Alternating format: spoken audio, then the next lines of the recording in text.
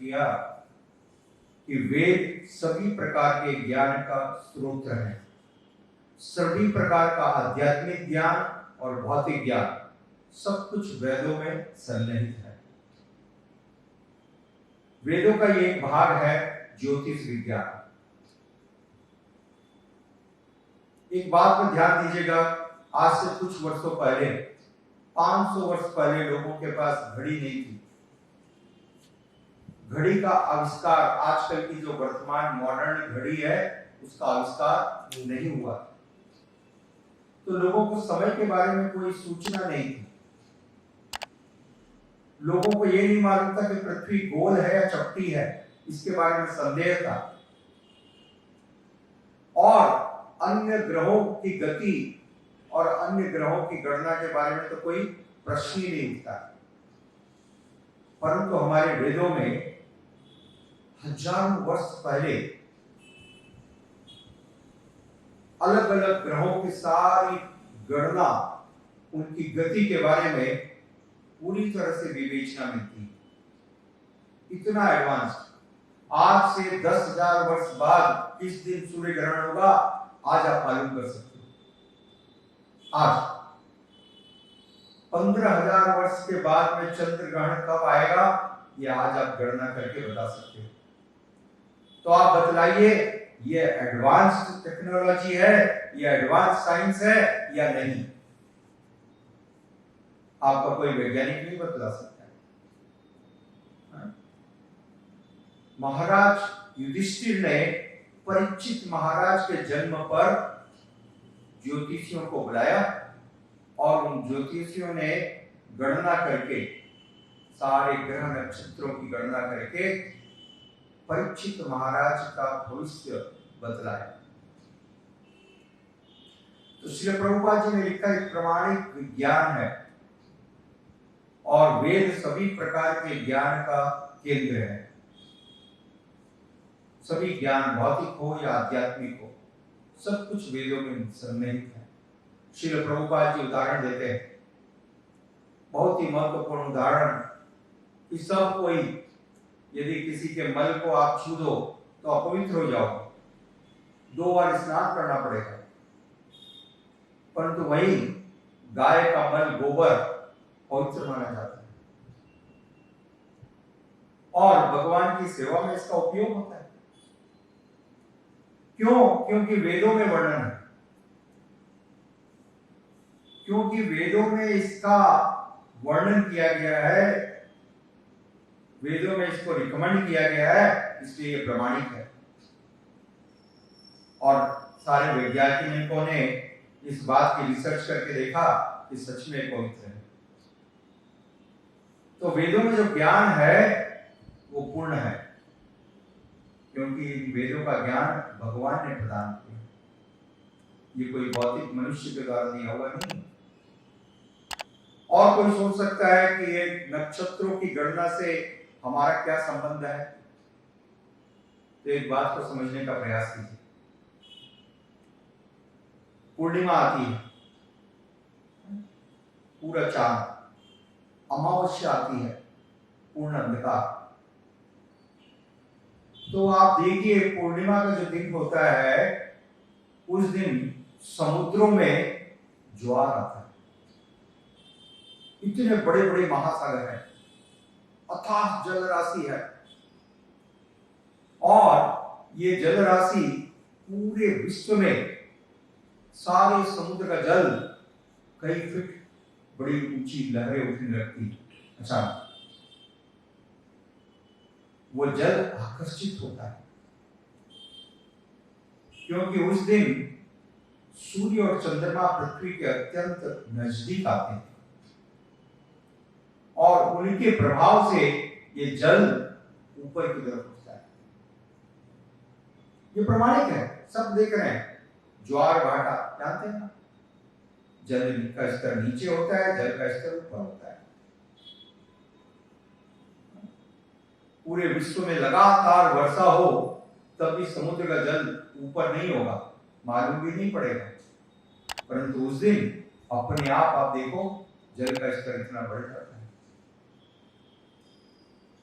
और हमारे शरीर में 70% जल है, 70% से ज्यादा।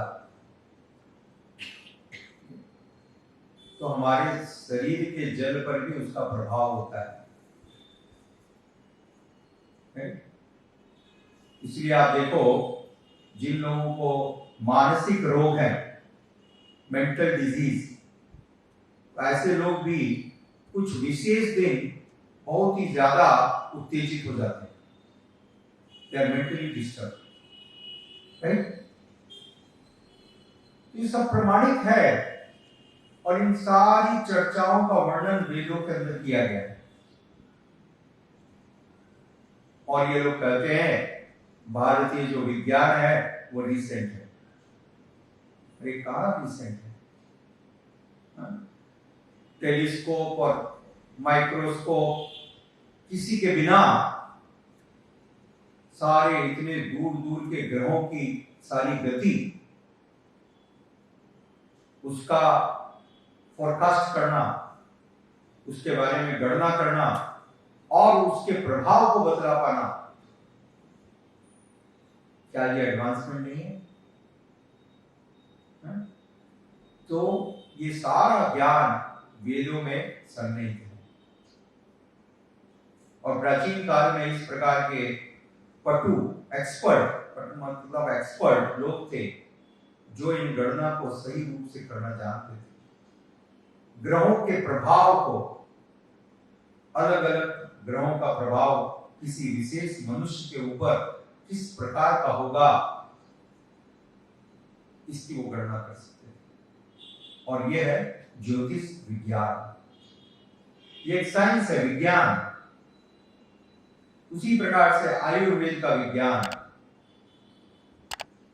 कैसे मनुष्य की आयु दीर्घ हो, कफ, पित्त और वायु, इन तीन का शरीर के अंदर विशेष रोल है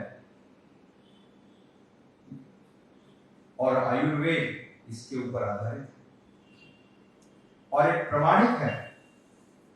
आज के मेडिकल साइंस से उस समय का आयुर्वेद ज्यादा प्रगतिशील था। इसके इतने सारे प्रमाण मिलते हैं और हम देखते हैं भगवान श्री रामचंद्र जी का जब राज्याभिषेक होने वाला था तो दशरथ महाराज ने पंडितों को बुला करके, ज्योतिषियों को बुला करके शुभ मुहूर्त निकलवाया। लाखों वर्ष पहले त्रेता युग में भी ऐसा हो, सतयुग में भी ऐसी घटनाओं का वर्णन आता है। शुभ घड़ी, शुभ मुहूर्त। तो ये शुभ घड़ी, शुभ मुहूर्त ज्योतिष कैलकुलेट करके, गणना करके बतलाते थे और उसका आधार है सूर्य तथा अन्य नक्षत्रों की गति। एक बात को ध्यान से समझिए, लोग नाना प्रकार के स्टोन्स पहनते हैं, नग कहते हैं उसको, स्टोन्स, राइट? तो किसी एक व्यक्ति ने मेरे से प्रश्न किया, प्रभु जी ये सब तो दकियानुसीपना है, ये तो पागलपन है, इससे क्या फर्क पड़ता है? मैंने उसको कहा, देखो आपने घर के ऊपर एंटीना लगाया, ना लगाया, क्यों लगाया एंटीना? तो वो जो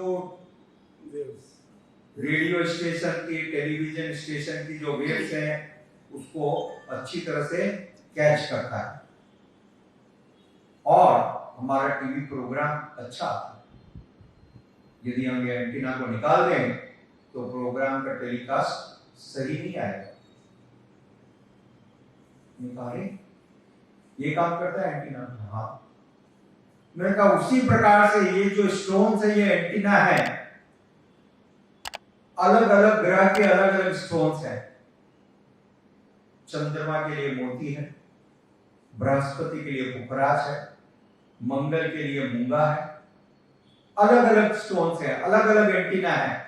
स्पेसिफिक ग्रह की जो वेव्स है उनको ये अट्रैक्ट करते हैं, अधिक मात्रा में एब्जॉर्ब करते हैं और सारे के सारे अंगूठियों के स्टोन नीचे से खुले होते हैं।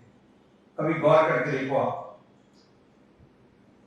अपनी अंगूठी को निकाल करके देखो, तो इनका क्या काम है कि उस ग्रह की किरणों को ग्रहण करके, एंटीना है, ग्रहण करके आपके शरीर में अधिक मात्रा में प्रभावित करते हैं।